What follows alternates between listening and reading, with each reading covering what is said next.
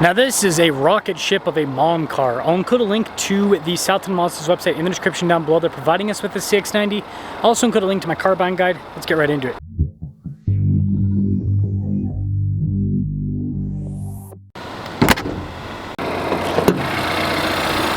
Powering this is a 3.3 liter turbo inline 6 that goes through an 8-speed automatic.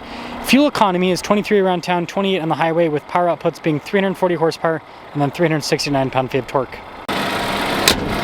We're closing in on 500,000 subscribers. I'd really appreciate it if you'd help me out with that. The CX-90 has a very boxy hood design. I mean, it literally is just like a giant rectangle in the center in a way. Pretty sharp looking daytime running lights. You've got some blacked out trim and chrome trim here on the grille, parking sensors there at the bottom. It of course looks like a Mazda, but it definitely has more of a wide luxury car appearance. Tire and wheel setup is 275 by 45 by 21. You've got some silver with the blacked out trim in terms of the wheels and the nice body painted fender flares. Inline 6 badge there on the side, and then we've got some nice chrome trim around the windows. There's also chrome trim at the bottom there, so you can see that kind of creates a loop, but there's your side profile. When it comes to key fob features, we of course have the Mazda logo there on the back and nothing there on the front face because everything's on the side. Lock unlock opening for the hatch and all. 12 volt and an outlet here in the back. Now with the third row folded up, you actually have a decent amount of space behind the third row. But with it folded down, I mean, the cargo area back here is absolutely massive, so it's very practical from that standpoint. It also looks like the third row passengers do get USB port and then some cup holders as well. Kind of a circular light with the taillight, but then it arcs across the body, and then you've got the E-Sky Active G badge. The red kind of signifies this is the high output. That will cap things off for the exterior on the 90. This week's giveaway highlight is perfect for Mustang enthusiasts. The first car is a 60th anniversary GT convertible. You can't make a better date night car than that. The next car is a 1966 K-Code Mustang. It's got a V8, it's got a 4-speed manual, perfect for enthusiasts. And this is what you think of when you think of the word Mustang. Now, not only are the two Mustangs part of this giveaway, but also $34,000 in cash to help pay for the taxes. And your donations go towards helping children's and veterans charities. So use code BHC or click the link in the description down below or in the pinned comment. This will give you 4x bonus entries with any donation, $25 or more. Let's now check out the interior. Sunshade here for the rear passengers. You've got some nice trim there down below too with all the soft touch. And then the seats have a really cool design with all the trim down the center. These are the second row seats, and then there's actually a little center console. Now the third row isn't perforated like the second row, but still has that kind of piping down the center. Anyways, with the spacing here in the back, it is not massive at all, so you can fit adults back there technically in a pinch, but I reserve it for kids in terms of the spacing. The second row is definitely more spacious and comfortable. And then we do have some vents in the back, USB ports, heated ventilated seats. We've got our own climate zone, some cup holders here, and then I do like this whole setup with the center console. I think that's nice. Let's now pop up front.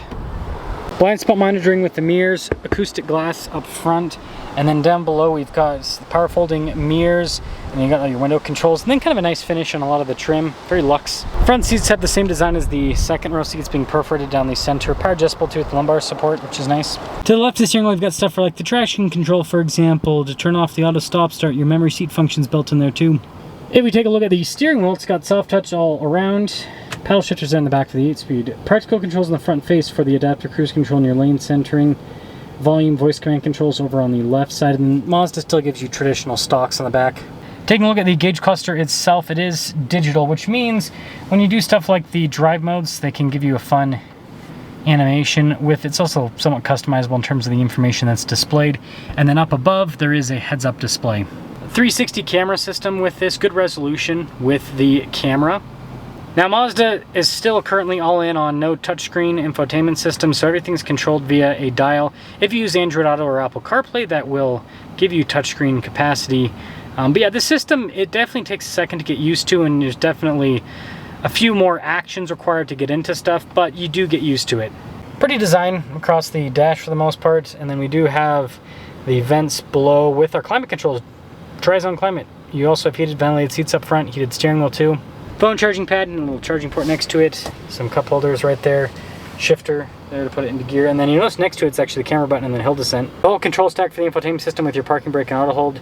And then a little volume control. And the center console, Got some USB ports, that's nice. I do like the trim on the top of this. We also have a camera rear view mirror, and then a sunglass holder, and then panoramic sunroof. 2026 CX-90 Turbo S Premium Plus, 60,335. Let's see how this performs.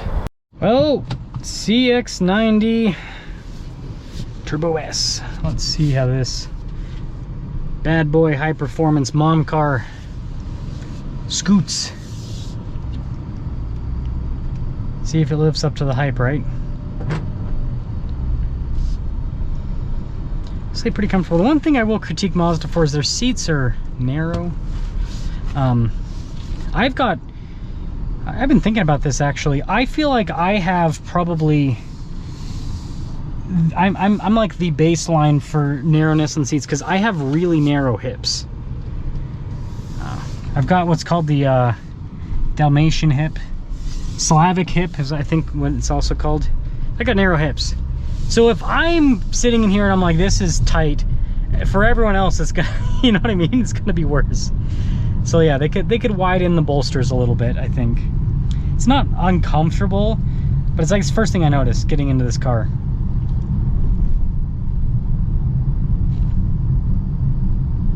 Man, this is smooth.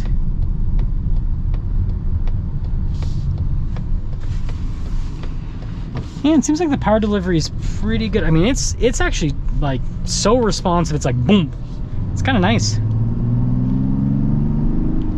It has lots of torque, and it's just this smooth, continuous band of power. That's what you want. That's what you want.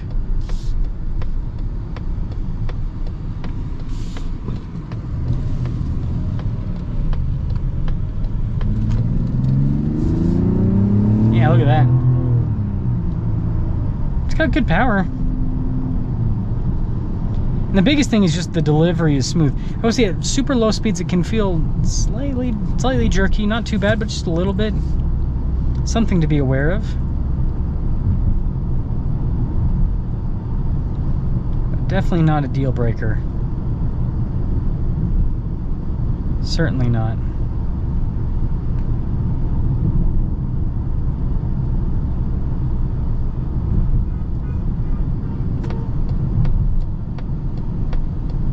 And it's pretty well insulated. I mean, you hear a little bit of road noise, but that acoustic glass helps out quite a bit. I will say there's one downside about some of these luxury cars is they do such big wheels. So it's fine when you're on smooth pavement, but when you go over a bump, there's not a whole lot of tire to isolate. Now the shocks do a pretty good job, but still noticeable. Still certainly noticeable.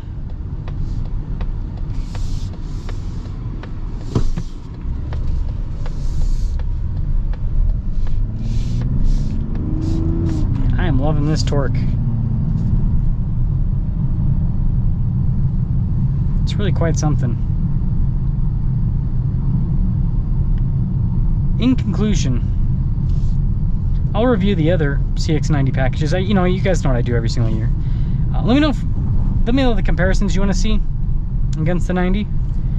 I always kind of jot things down in my memory to compare stuff, especially if I haven't compared it before. And we got Hyundai across the street, so if you guys want me to compare this to the new Palisade, that'd be a good one, I think. But this is luxury, I would say. I think that Mazda's kind of stepped into that a bit. That, you know, they're still, I think most people look at Mazda and it's always going to be a premium brand, right? They're never going to be considered full-blown luxury. And I don't necessarily think you want to, because once you go into the full-blown luxury territory, there's different expectations when it comes to features. And then the other thing is you lose customers because the pricing typically goes up so much. Now this ain't cheap, but I mean, for a fully decked out car, $60,000 in today's market, it's about $10,000 more than the average brand new car price wise. Not horrible. Not horrible, all things considered. So that is the bad boy turbo Mazda. The other than the, you know, obviously it's expensive nowadays for fully loaded Mazda. The only other critique I'd have to say is that engine transmission can be a little bit not as smooth, like at super low speeds. It's not bad, but it's definitely something to try to get used to